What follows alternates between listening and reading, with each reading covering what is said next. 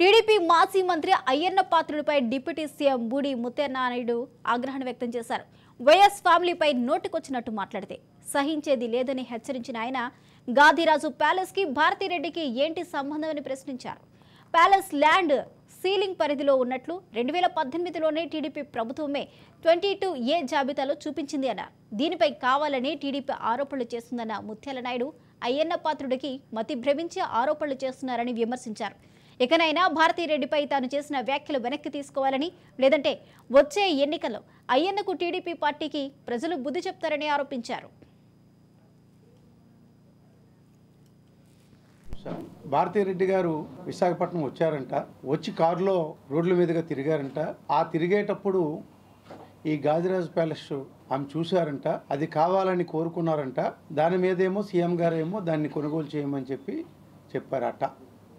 తన ప్రతి మాటలో కూడా టీవీల్లో వచ్చినటువంటి మాటను చూస్తూ ఉంటే ప్రతిదానికి కూడా వాస్తవాలు తెలుసుకోకుండా తనకు నోటుకొచ్చినట్టుగా మాట్లాడడం, అసలు ఒక అనుభవం ఉన్నటువంటి గత ప్రభుత్వంలో మంత్రిగా చేసినటువంటి అయ్యన్న పాత్రుడు ఈ విధంగా మాట్లాడడం